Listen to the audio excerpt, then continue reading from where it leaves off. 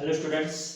So today आपण या ठिकाणी आज पाहणार आहे sign conventions for the use of units.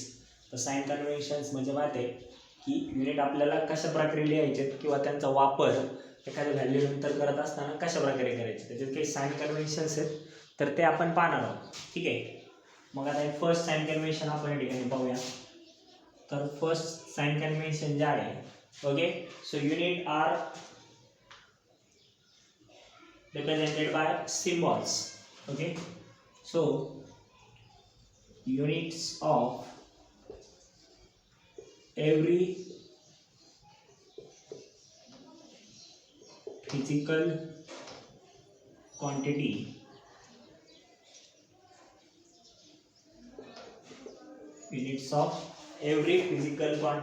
represented by its symbol should be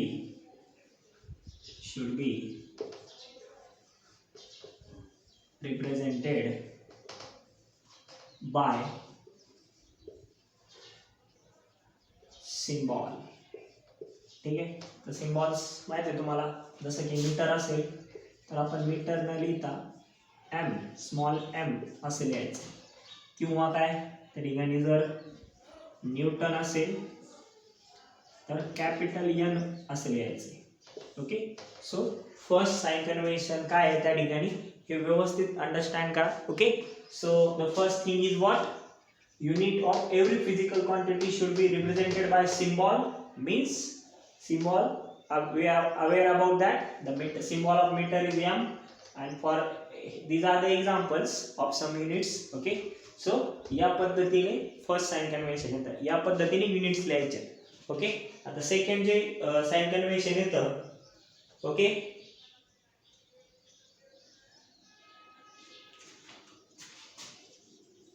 second sign convention is what, the unit of any physical quantity should be represented in smaller form.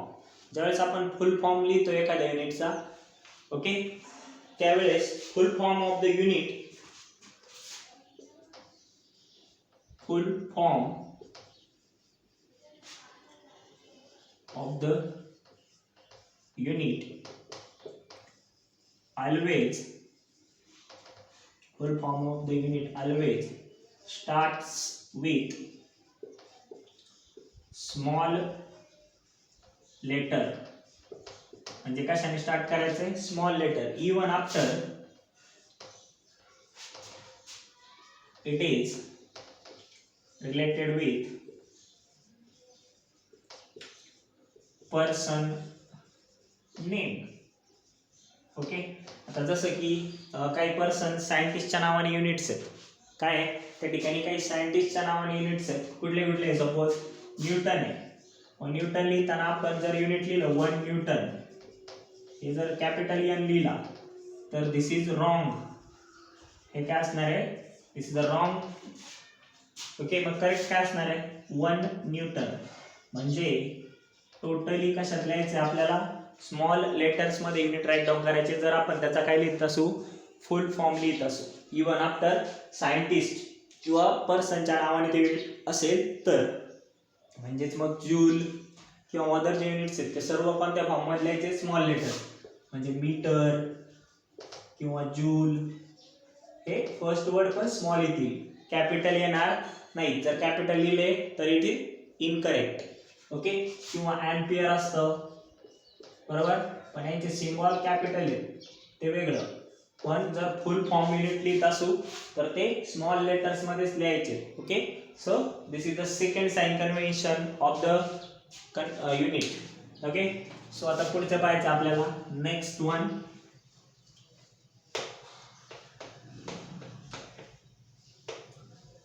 Number 3. आता number 3 काय आहे,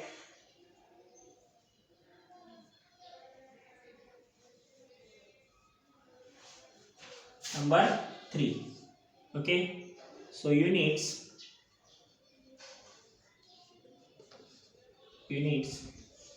do not take plural form.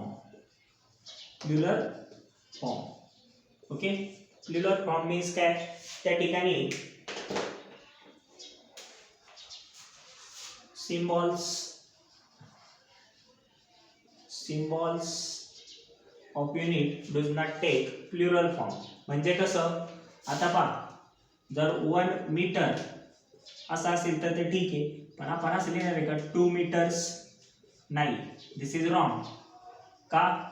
कारण 2 metres त्याचा अर्थ असा पण होऊ शकतो 2 मिली सेकंड.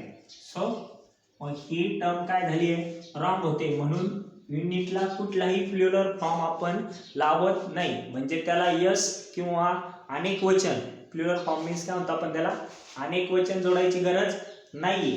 म्हणजे 100 मीटर असेल तर 100 मीटर्स म्हणायची गरज नाहीये. ज्यावेळेस आपण सिम्बॉल फॉर्म मध्ये त्याला रिप्रेझेंट करतोय, कोणत्या फॉर्म मध्ये, सिम्बॉल फॉर्म मध्ये ज्यावेळेस रिप्रेझेंट करतोय, ॲट दॅट टाइम त्याला कुठल्याही प्रकारचं प्लुरल फॉर्म म्हणजेच अनेक वचन लावायची गरज नाहीये. This is the third convention for the units.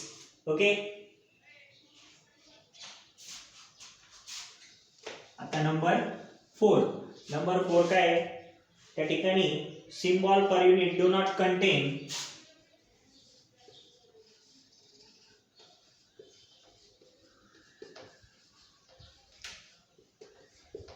symbols per unit do not contain any full stop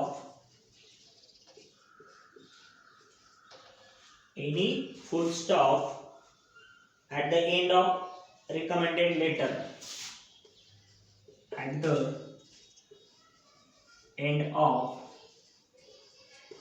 recommended letter.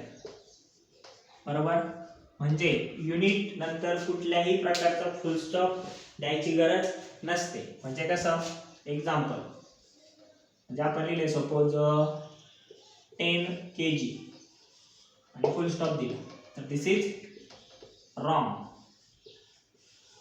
Okay, तर कसं लिहायचं आपल्याला, 10 kg, कुठल्याही प्रकारचा फुल स्टॉप आपल्या युनिट नंतर येणार नाही. So that is the fourth sign convention for the use of unit. Okay, hope so तुमच्या लक्षात येत असेल व्यवस्थितपणे तुम्ही ते साइन कन्व्हेन्शन्स लिहून घ्यायचे. ठीक आहे. After this number 5.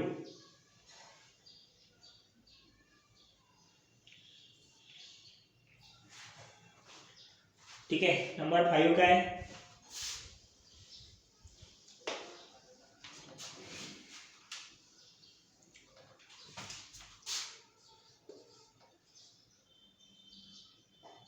Number 5, the unit of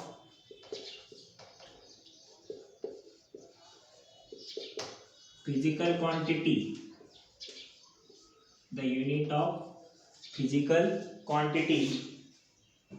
of physical quantities in numerator, quantities in numerator and denominator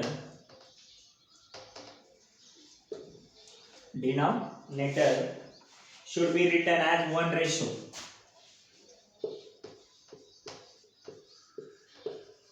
Should be written as the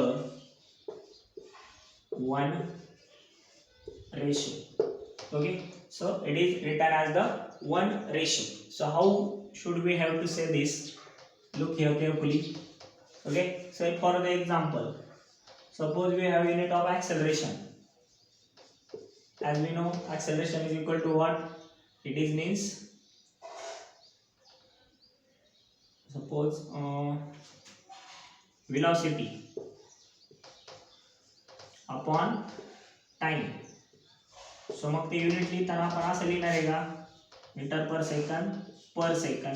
okay, नाही, ते आपण एका रेशोमध्ये आणणार आहे. कशा, मीटर पर सेकंड स्क्वेअर किंवा metre second and power of second is -2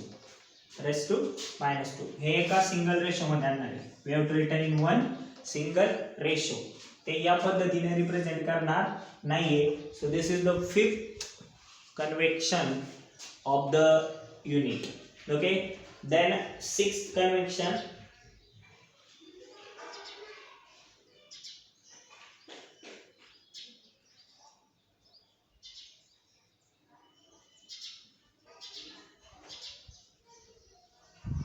okay, use of combination of six convention पाहूया. Use of combination of units and symbols for the number 6. ठीक है, नंबर 6 पाहूया आपण.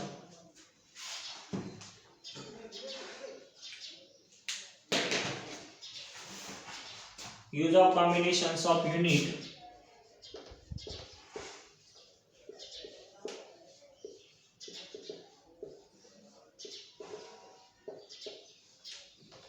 units and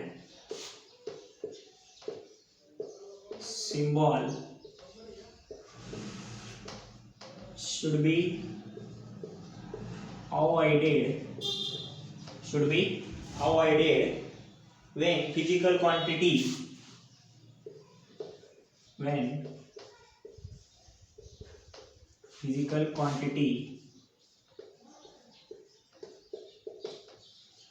expressed by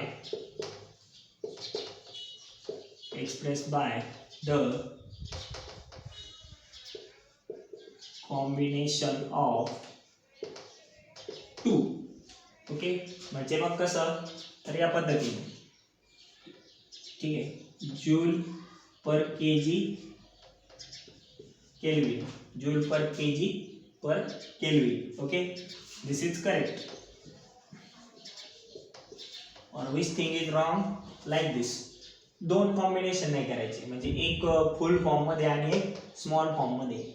म्हणजे हे joule असं लिहिलं आणि हे केजी शॉर्ट फॉर्म मध्ये लिहिलं, म्हणजे हे काय झालं, इनकरेक्ट फॉर्म झाला. एक तर दोन्ही कॅपिटल फॉर्म म्हणजे दोन्ही फुल फॉर्म मध्ये लिहा किंवा दोन्ही स्मॉल किंवा सिम्बॉल्स मध्ये लिहा. So this is the correct thing. Okay, so we have write in either in symbols or either in full form. Okay, so one system we have to use here. So this is the sixth convention for the units. Okay, then number 7.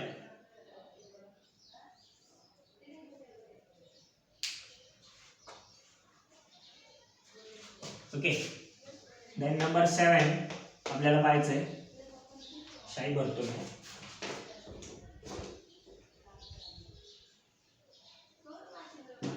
तर 6 convention काय आहे, prefixes symbol is used before the symbol of unit.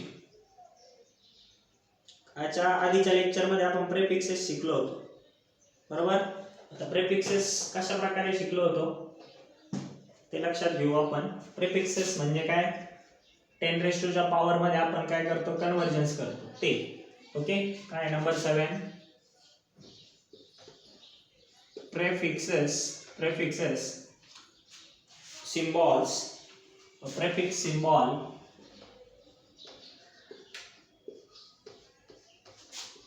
is used before the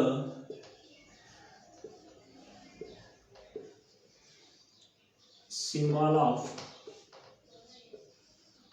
unit. ठीक है, मग आता example के तौर पर काय पाहूया आपण. काय एक्झाम्पल पाहणार आहे आपण, जसं की आता आपण काही प्रेफिक्सेस पाहिले म्हणजे मिली, मायक्रो, नॅनो किंवा केजी वगैरे, बरोबर. मग आता कशा प्रकारे, इकडे पहा, हे असं लिहिलं 1 मिली सेकंद. आता हे मीटर नाही हा, मी तुम्हाला मगाशी सांगितलं होतं.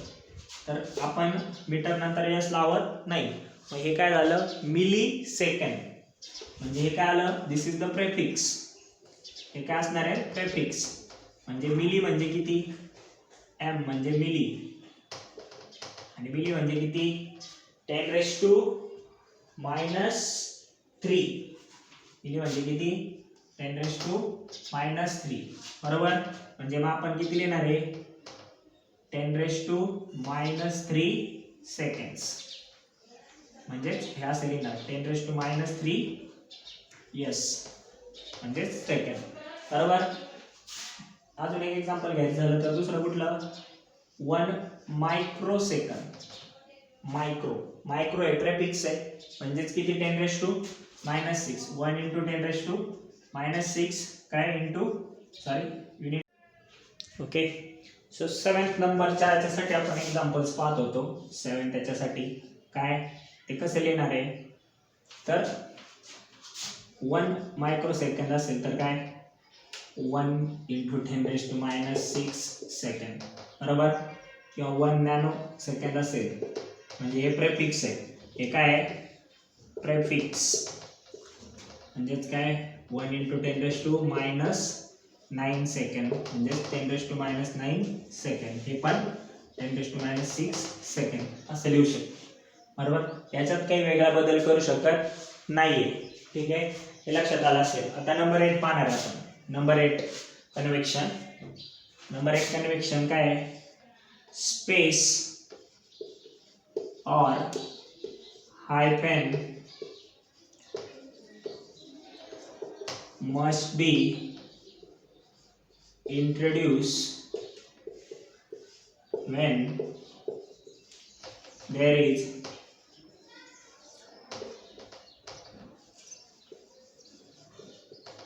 multiplication of 2 units or quantity म्हणू शकतो आपण. ठीक आहे. मग कशा प्रकारे जर व्हेलॉसिटीचं एक्झाम्पल घेतलं आपण कशाचं एक्झाम्पल घेतलं व्हेलॉसिटी. व्हेलॉसिटीचं एक्झाम्पल घेत असताना म्हणजेच काय मीटर पर सेकंड झालं. हे जनरल फॉर्म मध्ये झालं. म्हणजे मल्टिप्लिकेशन फॉर्म मध्ये आलं तर मीटर सेकंड इनवर्स या पद्धतीने. मी काय दिलं या ठिकाणी स्पेस दिला. और कसे लिहू शकतो hyphen means metre second dash hyphen means आणि सेकंड इनवर्स या पद्धतीने. मी जर ते असं लिहिलं मीटर सेकंड एकदम जोडून जवळ जवळ तर हे काय झालं रॉंग झालेलं आहे. दिस इज नॉट करेक्ट. तर लिहिताना या दोन टाइप्स किंवा हा टाइप तुम्हाला काय करायचा आहे वापरायचा आहे. So these are the 8 sign convention of units. ठीक आहे. तर याच्यामध्ये काही अडचण असेल तर तुम्ही मला व्हॉट्सअपद्वारे विचारू शकता. डाऊट्स विचारायचे आता तुम्हाला मी प्रॉब्लेम सॉल्विंगला देणार आहे तर ते सॉल्व्ह करायचे. ओके. आफ्टर दॅट आपण पाहणार आहे नेक्स्ट पॉईंट मेजरमेंट ऑफ लेंथचा. नेक्स्ट पॉईंट काय पाहणार आहे मेजरमेंट ऑफ लेंथचा.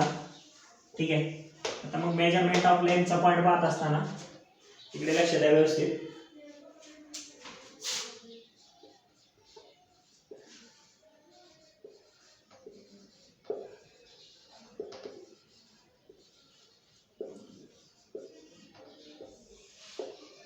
ओके. तर तुम्ही लेंथ बाबत अवगत आहात.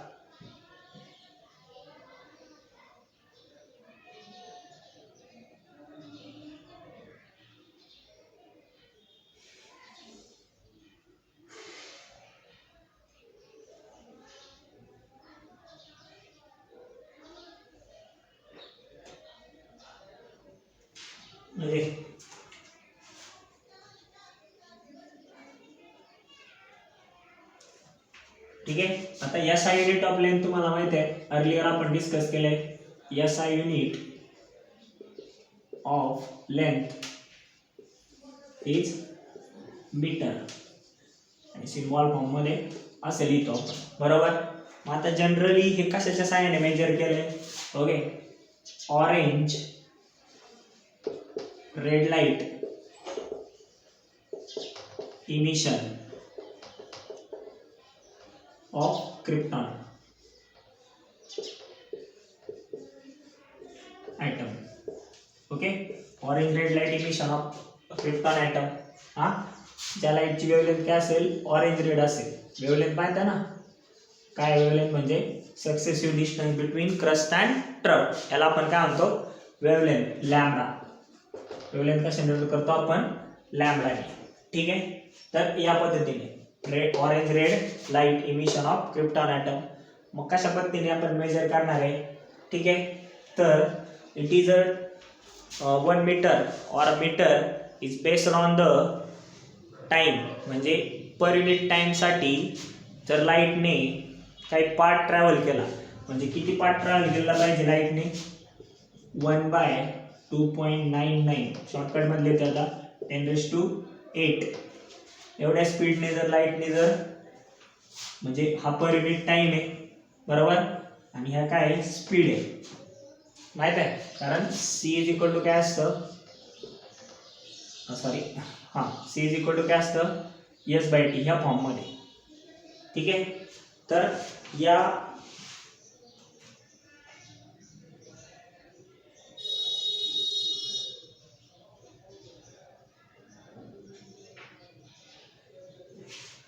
एवढ्या टाइम इंटरवल मध्ये जे डिस्टन्स ट्रॅव्हल केले तर त्या पार्टला काय म्हणायचंय 1 मीटर डिस्टन्स किंवा length.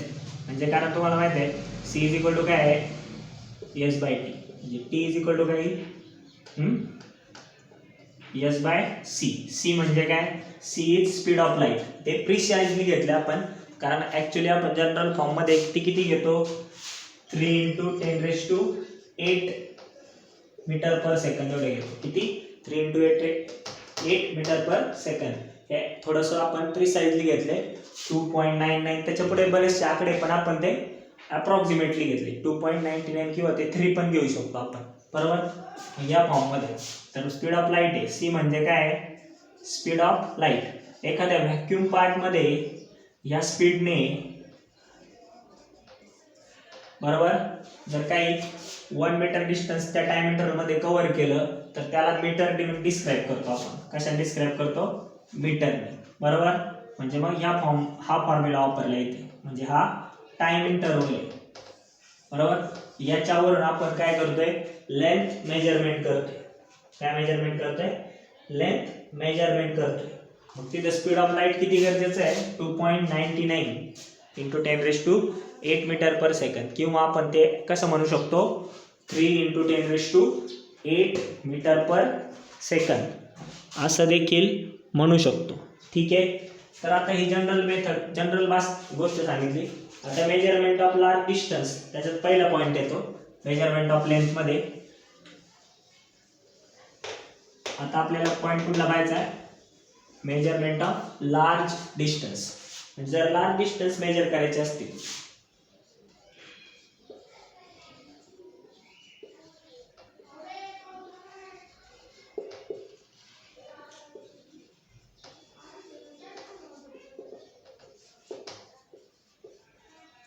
Measurement of large distance.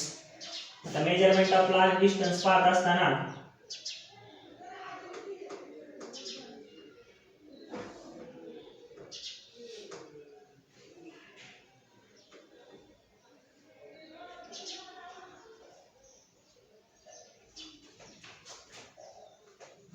ठीक आहे, मग आता त्याच्यासाठी एक बेसिक एक्झाम्पल दिले त्यांनी बुक मध्ये किंवा काही ठिकाणी.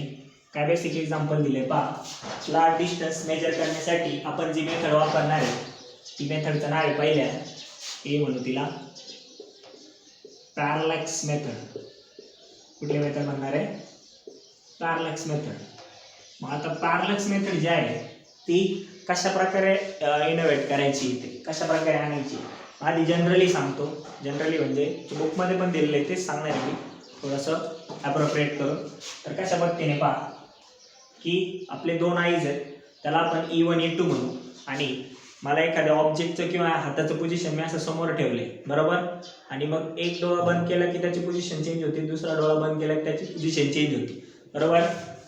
म्हणजे इथे एखादा ऑब्जेक्ट असेल ह्या P पॉईंटला बरोबर, आणि हा माझा फर्स्ट आईची पोझिशन आहे, ही माझ्या सेकंड आईची पोझिशन बरोबर. इथून आपल्याला हे डिस्टन्स काढायचं आहे. ठीक आहे, हे O म्हणूया, याला काय म्हणूया आपण E1 या पॉईंटला, म्हणजे हा I1 आपल्या आणि हा सेकंड आईज आपला बरोबर. आणि या पद्धतीने डिस्टन्स जर काढायचा असेल तर OP इज इक्वल टू काय, तर पहा E1 E2 म्हणजे हे डिस्टन्स अपॉन थिटा. म्हणजे इथे जो अँगल तयार होतो थिटा, त्याने आपण काय करू शकतो हे OP डिस्टन्स काढू शकतो. आता हे झालं स्मॉल डिस्टन्ससाठी. हे कशासाठी झालं, स्मॉल डिस्टन्ससाठी. पण मग अर्थ वरून एखादं जर प्लॅनेट किंवा स्टार्स बाहेरचे यांचं जर डिस्टन्स काढायचं असेल तर ही पॅरलॅक्स मेथड थोडीशी चेंज करून आपल्याला या ठिकाणी वापरावं लागते. तर ती कशी वापरावं लागते ते आपण पाहूया. ठीक आहे, मग आपण काय कन्सिडर केलं, हा अर्थचा सरफेस कन्सिडर केला, सर्क्युलर असेल तो, क्रॉस सेक्शन त्याचा, ठीक आहे. मग आता इथे हा पॉईंट कन्सिडर केला अर्थच्या पोझिशनला ए, आणि हा दुसऱ्या पोझिशनला हा बी पॉईंट कन्सिडर केला, बरोबर. दोन वेगवेगळे पॉईंट घ्यावे लागतील लार्ज डिस्टन्सला अर्थवरती. आणि आपल्याला अर्थ पासून लांब असणारा एक स्टार म्हणा, कुठलाही म्हणा, सन किंवा planet Jupiter, any other planet, बरोबर, त्याचं डिस्टन्स फाइंड करायचं. काय फाइंड करायचं? त्याचं डिस्टन्स फाइंड करायचं. मग ते करत असताना काय करणार आपण, पहा त्या ठिकाणी ते चेक करत असताना आपण कशा पद्धतीने शोधायचं, ठीक आहे. ही काय झाली याची, this is our diameter of this circle, हा सेंटर असेल, ठीक आहे.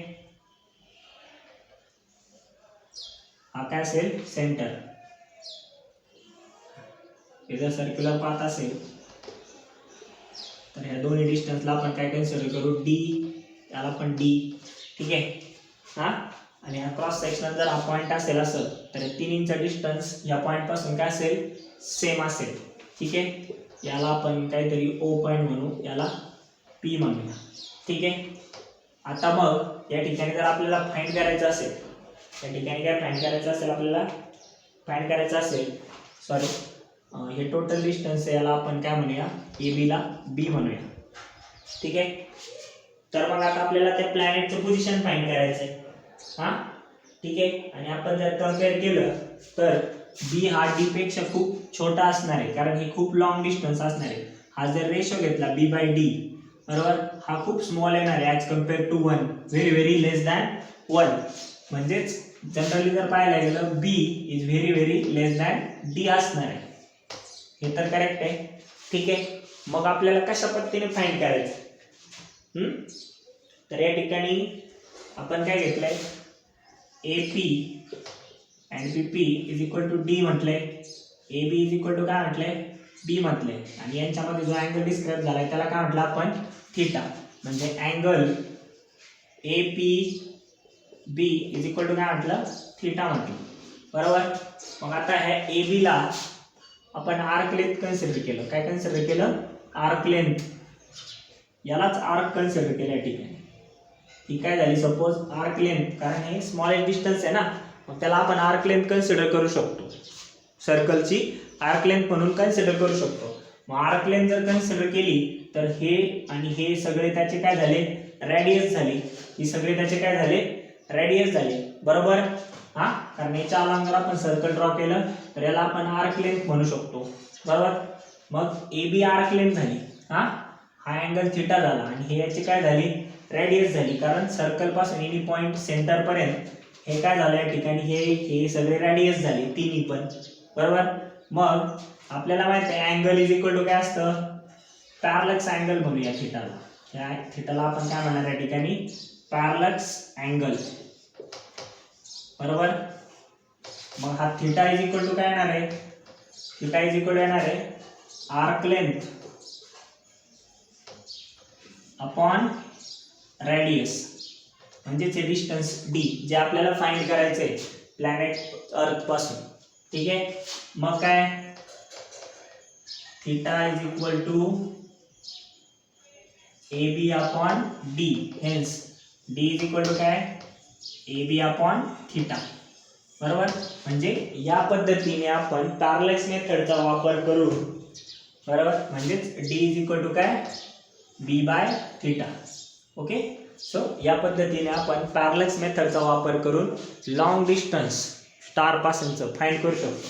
इथे आपण याला आर्क लेंथ कन्सिडर केले, म्हणजे याला सेंटर कन्सिडर करून आपण परत काय ड्रॉ करू शकतो, याचं सर्कल ड्रॉ करू शकतो. सॉरी, थोडंसं आपला बोर्ड छोटा असल्यामुळे ते ॲडजस्ट नाही झालं, पण याला सेंटर करून कन्सिडर करून जर सर्कल ड्रॉ केलं, ए आणि बी पॉईंट त्या सर्कलमध्ये येऊन जातील, म्हणजेच ते त्या सर्कलचे आर्क लेंथ होतील, बरोबर.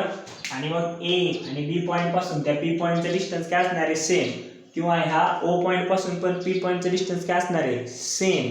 म्हणजेच आपण या पद्धतीने काय करू शकतो, आपले लॉंग डिस्टन्स काय करू शकतो, स्टार पासूनचं फाइंड करू शकतो, ओके.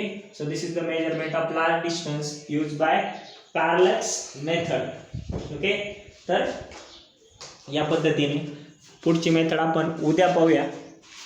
ओके. आता तुम्हाला काही शंका असल्यास तुम्ही मला कळवायचं व्यवस्थितपणे आणि होमवर्क कंप्लीट करायचं आहे. Okay. So thank you for your kind support. आणि व्हिडिओ पाहिल्यानंतर तुमचं कमेंट करायचं आहे. सॉरी, काही अडचणी जर असतील तर कमेंट करा. व्हिडिओ चांगला वाटला असेल तरी करा, काही अडचणी असतील तरी कमेंट करा, लाईक करा. धन्यवाद. आणि श्री गणेश कॉलेजतर्फे हे सांगू इच्छितो की तुम्ही तुमचा होमवर्क आणि स्टडी रेग्युलर करायचा. ठीक आहे. थँक्यू.